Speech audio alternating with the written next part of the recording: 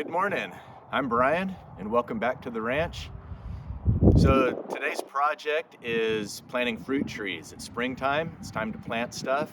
The boxes you see behind me that I just unloaded are my fruit trees. I bought them online and we'll see what kind of condition they're in when I get them out of the boxes, and we'll get them planted. So the company I bought my fruit trees from are called Fast Growing Trees. I've bought from them before and they've turned out pretty good. So this box looks a little beat up, so I'm a little concerned about the condition of this tree. But we'll go ahead and unbox these and we'll get these planted. I want to plant my fruit trees just right here along the fence. I of course want them to be inside the fence line of the barn. That way deer kind of stay away from them, and at least hopefully stay away from them. So we'll get these unboxed. All right, so here's two trees. I'm not sure which ones these are, but you can see they box them up really nicely. They have instructions on how to plant it properly. So those look like they're in pretty good shape. It looks like this is my apple tree. This is my June Gold Peach tree. I think that's Wenatchee Apricot tree.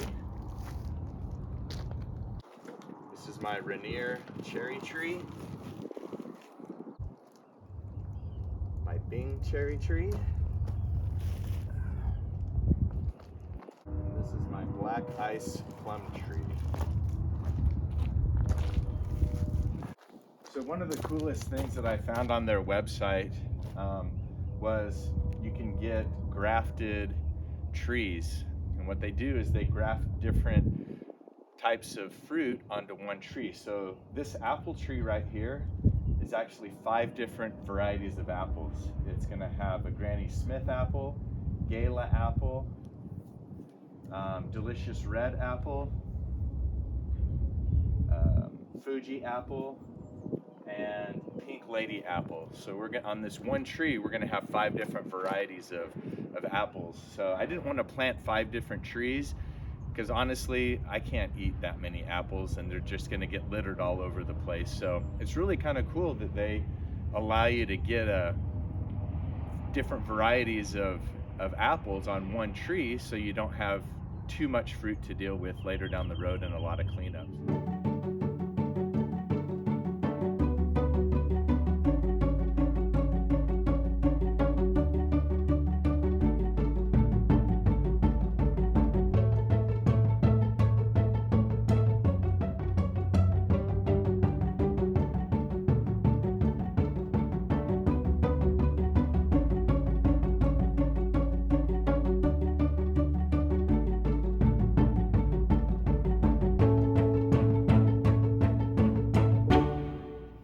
So this first tree we're going to plant, I've got the hole dug right to the depth of the root ball. And this one you can see is in a burlap sack. So you can just leave it in that burlap sack so that the root ball stays together. Just need to make sure that we're about even. That looks pretty good to me. I'll mix some potting soil with this soil. And then you want to amend your current soil with some fertilizer. Planting mix. I just got one that says it's for trees and shrubs.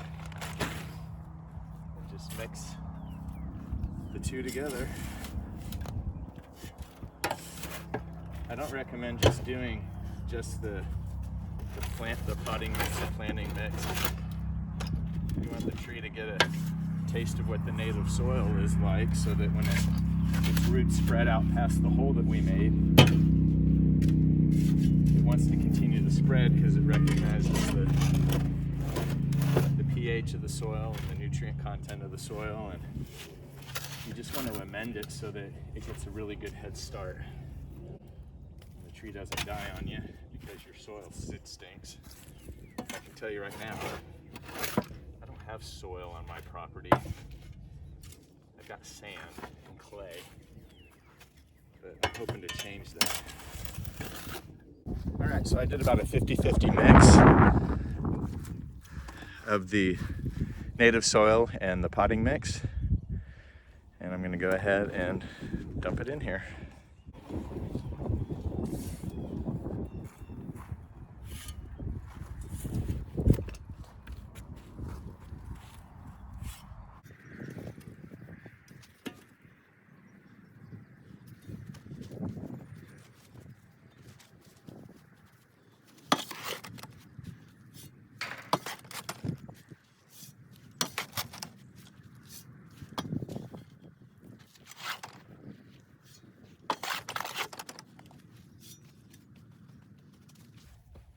And I'm just lightly, very lightly, not even with a third of my body weight, putting just a little bit of compaction on the soil.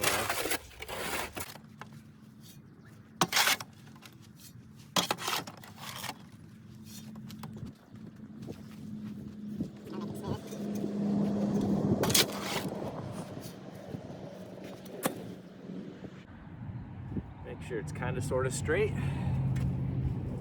And I am a huge fan of cypress mulch. I like cypress because it does a good job of retaining moisture. It also, bugs don't like cypress. It repels just about every single carpenter ant. Or, you know what, I should water it first. Let me get all that out of the way here. Let me go get a hose. I'm gonna really wet this down and then put the mulch over top of it. All right, I changed my mind about a hose. I'm just gonna put a 5-gallon bucket worth of water on this. We just got an inch, about a little over an inch of rain 2 days ago. You might see some standing water around here. We had one of the worst droughts we've had in probably 15 years this last summer here in north central Texas. And if you follow other people, especially ranching vlogs, people were selling their cattle. There wasn't enough hay. I didn't actually lease out my land to graze because there was no hay to graze until about September. And I had a friend that I go to church with has some cattle, so I had him bring about 6 head of cattle over here and let him graze to save him a little money on having to buy hay. Hay was really short supply and high demand, so the cost of it was just through the roof.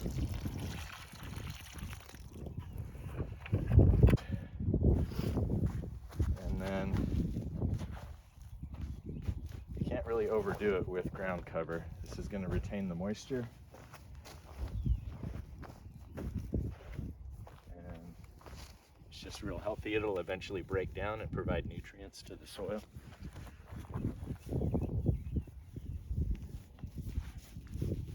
Looks nice.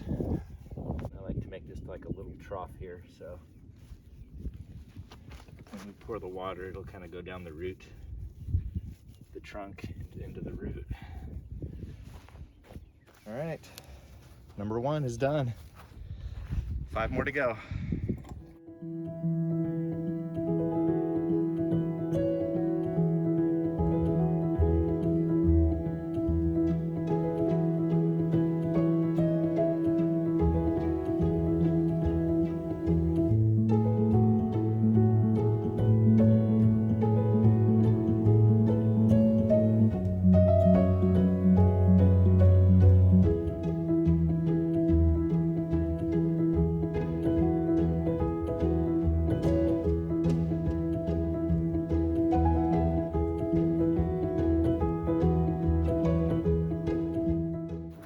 All right, so one interesting thing about this tree, and I actually learned this from another farm vlog.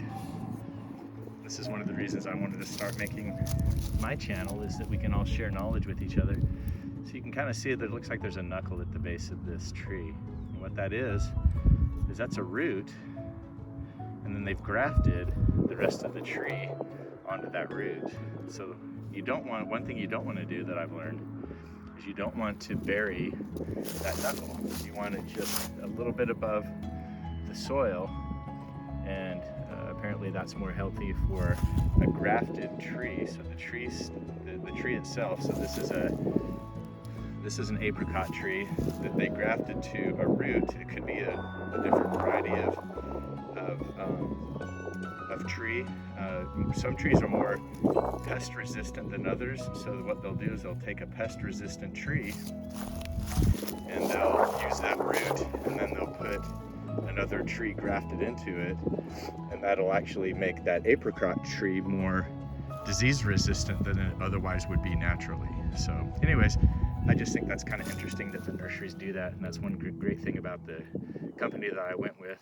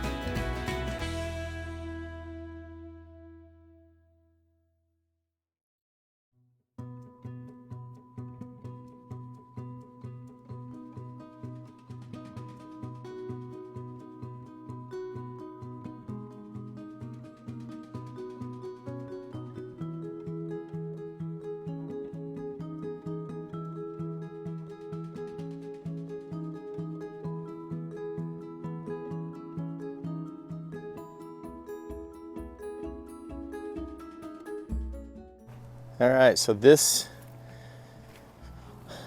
tree, which is my June gold peach tree, is the only one that's potted.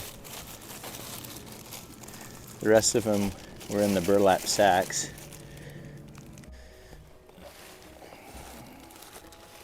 So this one I'll have to take out of the plastic container.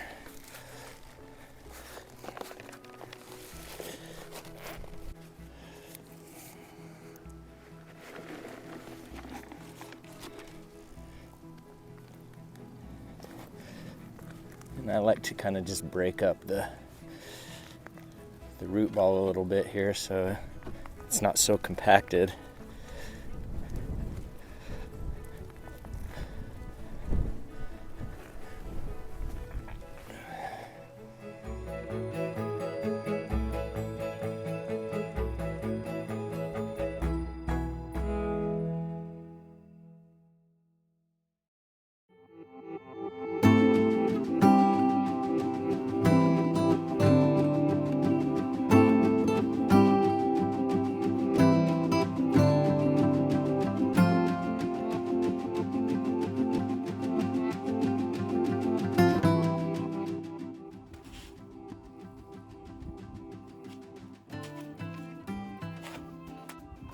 So my thought on irrigating these trees is I'd had enough hose to go all the way over here, so I'm just gonna go ahead and put some, I think it's called PEX piping,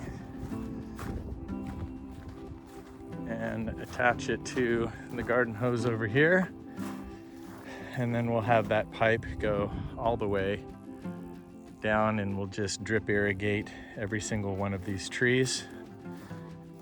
So I ran out of battery, so I couldn't film putting the stakes in and tying the trees to the stake, but that should hopefully help keep the wind from blowing these over, and I want these to grow nice and straight. So, and we'll go ahead and get irrigation going on these trees since I had enough hose, and I had a fourth station on my sprinkler system. station 3 now will go out to the trees. So I'm just gonna make sure that we've got this sprinkler head set properly. And next time I show you something, I'll probably be hooking up the sprinkler system to the hose that I just put over by the trees.